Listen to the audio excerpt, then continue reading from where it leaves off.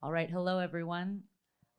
My name's Anne Marie. I coordinate the Street Outreach DAO, and I'm gonna pull this out.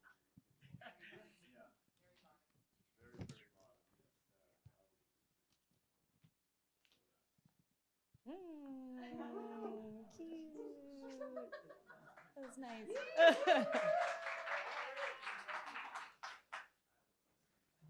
Okay, wonderful.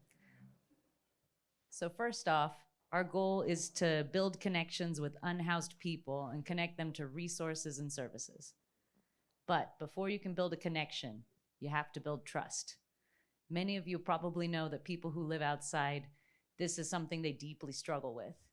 So luckily, through our DAO, we've started off our street outreach events in partnership with existing orgs who are already doing this work, and they already have relationships built with their community that lives outside. So when we prove to people that we are sincerely here to help them with no strings attached, it can help people heal.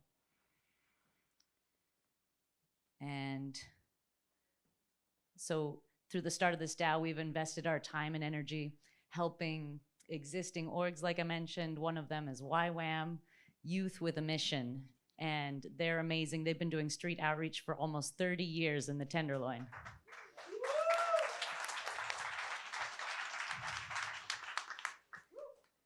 So for our first official outreach event, we took members of our We Heart SF meetup. It's a weekly meetup that's here, and we hit the streets. So YWAM took us under their wing. They trained us. They gave us some history of that neighborhood, and they equipped us with hot cocoa, and we went outside. So we went about an hour, 20 of us, and then we had our mentors from YWAM teach us, and it was incredible. It was a short amount of time, one afternoon, but just being able to give people hot cocoa, show them that we care, connect them to immediate resources if they need and are ready for them, and also invite them to come back to the Ellis Room at YWAM for future events. So this was all timed perfectly with San Francisco's Section 8 waitlist lottery opportunity. So it was perfect. The stars were aligned. So we had little flyers, invited them back to a housing workshop we were hosting the next day, and it was so nice for people not only to come in seeking services, but to spread the word, bring a bunch of buddies in, like, okay, we're all signing up for housing together. So connecting people to housing is just one of the many services that Street Outreach is here to bring together. So if anyone here has communities, networks, churches, people that could volunteer who want to help their neighbors more, please come and find me, because we want to scale this so the work that we do can be replicated in other cities. So existing services and resources can just be boosted up, and we can empower as many unhoused people to help others, and go on and on and on. Oh, nice, thanks. Thank you, Anne Marie. All right. I'd like to welcome to the stage Kent McCormick, who is coordinating for the Recovery DAO. Hi guys, how's it going? Ooh, that's loud. They picked just about the worst picture of me ever. I look surprised. It's terrifying. Amazing band we have here. I love it. I'm less scary in person, I promise. I have a great honor of just sharing with you guys today a little bit about this Recovery DAO. 30 seconds. I only have 2 minutes and 30 seconds left. Okay. I've got 12 years of experience working in recovery and in recovery spaces in the Tenderloin District.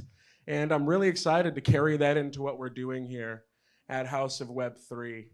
I always say success for us is really simple, right? We want to end homelessness, but part of that is focusing on the individuals, right? We're gonna end homelessness one life at a time, and we want to see people happy and healthy and whole. And part of that is inviting people into a recovery journey. We want to see people walking in freedom and living purpose-filled lives.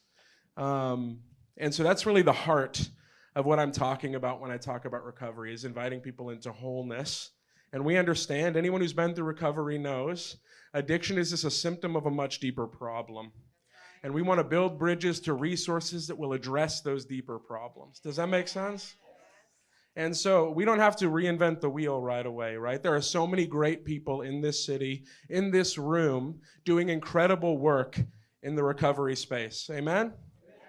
And we don't need to recreate everything. We want to start by building bridges to those places that are already doing that really great work. So we're about to launch our Recovery DAO starting in December, right? It's really exciting. It's a big deal. And what we're doing right now is we're focusing on building a really great team, identifying some key goals, and then building really solid, streamlined bridges to those amazing resources in our city. And so I want to get to know you guys, because some of you are already doing great work. And we want to use this great technology to do really wonderful things and change lives and end homelessness in our city, okay? Yes. So we're going to do that. We're going to work together. I'm shaking a little bit. It's because you're all a lot prettier than I expected. But that said, my call to action is this. If this is something you're passionate about, if you want to see people walking in freedom and see lives transformed, join us. We can't do this alone. I need your brilliant minds and your passion so that this DAO can be something really special. So please come. We don't have all the answers, but I think together we can get a lot closer, right? I'm not a genius. I mostly hang out with unhoused dudes on the streets in the Tenderloin, and I just want to see lives change, and I want to learn from you guys. And I think that's really the posture we want to have in all these DAOs, is let's learn from each other and do the best work we can do together to really make a difference. Amen? Awesome. Thank you, guys. Thank you, Kent. Thank you so much. All right, I'd like to welcome to the stage Dan Cordy, who is representing the Transitional Housing DAO. Hey, everyone. Thank you so much. Slide free. The Transitional Housing DAO, that's an extension of a previous project that I co-founded along with Anne Marie in Oakland. We built 15 emergency up-to-code tiny homes. And additionally, we co-founded another project that built and operated a community kitchen, clinic, and free store in what was Northern California's largest encampment. And for success metrics outside of that, 5 of the 15 individuals that we housed are now in permanent affordable housing. And this was all done as a 100% volunteer run and crowdfunded project. And through our work, we valued including the voices of those that were being served, and that's something we're continuing as we design and develop the DAO. And the DAO's first project is Tree Ring Village, which is a 1-year transitional housing program that will include 12 tiny homes, 3 service structures for wellness, workforce development, and community programming. We have partnerships with reputable organizations to assist with recovery, physical and mental health, mentorship, workforce development, food, and housing navigation. Our DAO is collaboratively growing through bi-weekly meetings. This helps us to improve our design. The meetings also allow us to receive inputs from the population being served, along with Bay Area residents who are passionate about contributing to the development of effective solutions for our unsheltered neighbors. We're regularly joined by leaders of Youth Spirit Artworks, which is a transitional tiny home program that is an inspiration to what we are building. Their project serves unhoused youth in Oakland, and the insights they've shared from their experience is incredibly valuable. The DAO is being built in public using GeoBrowser, which you all learned about a little bit ago. And the value in this approach is the focus on transparency and accountability. And once we have Tree Ring Village successfully operating, it will allow for others to more easily learn from our experiences and replicate the model in additional communities facing the same needs. We're currently focused on land acquisition and have been exploring various properties with the Alameda County Treasurer and reaching out to churches with excess land that are open to exploring housing solutions. Our current timeline is to acquire land by the end of 2023, begin construction early 2024, and start operations summer of 2024. This work is incredibly important to me, following being homeless and living outside in San Francisco a decade ago. Having been through this experience, I see the value in designing ethical solutions that empower individuals to grow into living a life of purpose. If you want to hear more about our previous work in Oakland, learn more about the design for Tree Ring Village, have any leads on land, or just want to get tapped in with the DAO, talk to us. Thank you so much. Thank you, Dan. All right, for our next DAO, we have Morgan Dassault with the Mentorship DAO. Woohoo! Hi, so I'm Morgan Dassault. My full-time job is working with the Salvation Army, and my passion is really investing in people, inspiring hope and change, because I was actually one of those people that was lost and thought to be maybe lost beyond help. And, I went to a program run by the Salvation Army. It changed my life. So my whole goal in this world now is to make that journey easier for others and to help people find their hope as well. So through meeting this amazing group and already working on what we're working with working on with the Salvation Army, an initiative that Major Darren Norton's going to share a little bit about more later after lunch, we've developed this extended recovery program. And through that recovery program, we really realized that we can get people clean and sober, and we can help them regain their lives. But what happens to them after that? We need to help upskill them and get them ready to take those next steps. And in addition to that, everybody needs a community of support and a network of support. Every one of us in this room has people that we can point to that have helped shape our path, our journey, and our life. And a lot of the population that we work with, they're formerly homeless individuals, justice involved, survivors of human trafficking, and people with addiction and dual diagnosis. We realize they don't have that community of support. And if they do, it might be toxic and unhealthy. So I think you were saying earlier that your family is, sometimes your chosen family, right?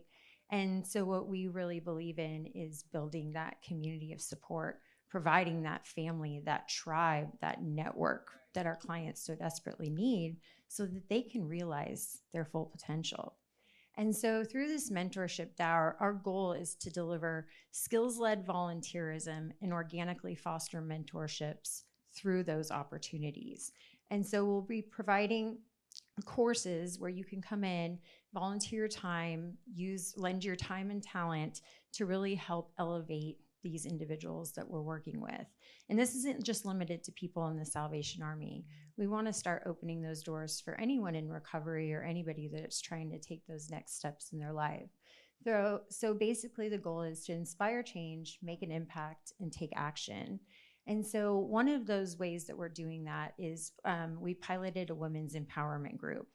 Because sometimes the best mentorship opportunities happen organically by people connecting in people and people investing in people. And so through this, we bring dynamic individuals and female leaders in the community. And we bring our participants alongside these women. We have a fun little social hour. And we go out and do an activity together. So mentorship could look like that for you. You could actually start a group for men, for women. Bring participants from these programs into a social setting, get to know one another. And, a lot of times we do like a little icebreaker and getting to know you. And then we'll do something fun. This Friday, in fact, we're going to the symphony. And I actually have a few more tickets available. So if you'd like to be a part of that, we would love to have you. And through these events, we realized that some really powerful, powerful connections were being made. These women were being seen. They were being heard. And they were meeting some really dynamic leaders, female leaders in the community that they could look up to. And some of the girls afterwards said to me, I wasn't sure if I was going to make it, and I wasn't even sure that I wanted to stay. But now I'm not going anywhere. This time together gave me hope.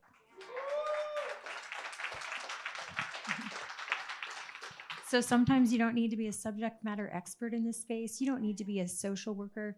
You just need to be present and care. So that's what we want to provide, is an open space where people from the community can be invited in to be part of the solution and part of changing real lives. So if you're interested in coming alongside this and being a cheerleader and a champion for someone else, we'd love to have you, we'd love to connect with you, and we'd love to share more. Thanks so much. Thank you, Morgan. And finally, we have Yan Chen representing the Workforce Development DAO. Hello, I'm Yan. I'm a designer, and I'm also at YWAM San Francisco in the Tenderloin. And I've also been helping to coordinate the workforce development group over the last few months, starting in August. And so some of the things that we've been doing have been setting up the processes to get started. So both in terms of the trainee side, how do we bring someone in? How do we assess where they're at and what they need next? And also, how do we help them along the coaching process? What are our criteria for coaches, and what kind of curriculum can we give them to help them have their conversations with our trainees, and also creating a database of potential employment and training opportunities. And going forward, or at least we're starting out with people who are at risk or recently unhoused, and developing this program, and of course working across all of the different DAOs to meet people where they're at. And going forward, we want to refine this process and then eventually scale that, and across different populations and also geographies. And so if you're interested in this, there's so many of you with so much experience here in this area, so we would love to learn from you and collaborate with you. Currently, we have applications from across the Bay Area. We have a handful that we're starting with to help refine this process. And to scale, it requires collaboration from all of us. And so let's chat more after this. And then you might be wondering how all of this might be connected and how all of that is enabled by technology. So one thing that we're working on is this thing called Ellis. It's an app, and it's and the back end will be Geo browser, and it really came from this question of how might we help people experiencing homelessness take the next steps to on their journey to restoration. And the problem that we were really trying to address actually came up during COVID, when there was so much uncertainty across the city, well, across the world really, but specifically our experience in the Tenderloin was all hours and services were changing like every day, and it was almost impossible to keep up with what all the changes were. And the directories that were out there are mostly like well-intended sort of people who have created a directory without any input from, or without like direct input from service providers, where service providers aren't necessarily filling in their own information. And especially in the chaos of COVID, it meant that, that might mean like someone's calling like 30 numbers to try and find one resource, or sending someone to something that's actually closed. And it was creating a lot of inefficiencies, which meant people that were not getting helped, which actually ultimately long-term means a giant growing backlog for the system. And so really it came down to inaccurate or outdated information about service. Availability made it difficult for staff and volunteers to effectively and efficiently refer clients to the services that they need. And so one thing that came out of it was Ellis, which is a relationship and service manager for service providers to meet our marginalized neighbors' needs more efficiently and effectively. And a part of that is, well, we don't need to create more work for service providers. That's the last thing we want to do. Everyone's way too busy. And also, there isn't a uniform system that everyone is on. So there's various needs that also created an opportunity to align incentives, and for us to try different ways to align those incentives. And so the relationship part is also because, depending on the size of the organization, larger organizations might have in-house software like white label that serves case management needs, whereas smaller ones might be relying on pen and paper and maybe just their memory. And that also created a lot of inefficiencies in the system, where one person might have 3 case managers across different organizations, whereas others might have none. And so this was kind of designed in the hopes of solving a few different issues. And for the service provider, because we don't want to create extra work. We don't want people to have to think about, oh, I have to go update this other app somewhere. What is a way that we can provide value for the service provider where they're already on the app? And so the things that, some of the primary things that we're looking at right now that we're currently building is one, that you could view accurate service information, availability, and inventory, and be able to refer clients through this. And we can go into more detail about this later if you're interested. We can chat after. Another is being able to request needs directly, and then being able to track those needs, and also client progress. And so if you're interested in finding out more about what you can do, so if you're a service provider, we would love for you to become a beta tester, which means, for example, what is a good onboarding process for you? How can we make it as easy but as useful for you as possible? And what are the different features that are most important, highest priority? And then if you're a volunteer, for example, if you're interested in street outreach, join a DAO. Or if you're interested in any of these, that would probably be the first. That would be early access, essentially, where we would test it out with everyone in the DAOs first, and it would facilitate the different actions that are being taken by the DAOs. Thanks. Thank you so much.